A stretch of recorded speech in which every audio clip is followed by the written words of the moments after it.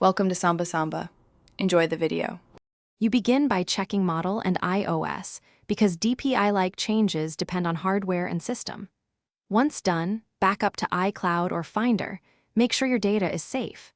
If you will stay within Apple settings, skip jailbreak. Otherwise, know that jailbreaking is an advanced step with security and warranty consequences. Now open Settings and head to Display and Brightness to start the supported adjustments I'll show, or pause here if you choose to proceed with a jailbreak. You change perceived DPI by using Display Zoom and Accessibility Scaling. In Display and Brightness, tap View and choose Standard or Zoom. Apply, then your home screen icons and UI scale. Once done, go to Accessibility right arrow Display and Text Size and enable larger text if you need more readable UI elements.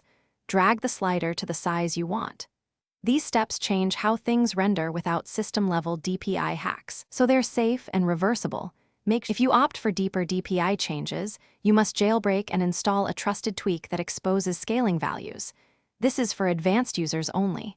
You will use a package manager to download and configure the tweak, set the target scale or DPI, then respring or reboot. Once complete, test critical apps and system UI for clipping or layout issues. If problems appear, revert the tweak, reboot, and restore from your backup. Remember, jailbreaking changes risk and may void warranty, so proceed carefully. Thanks for watching. Consider subscribing if we helped you.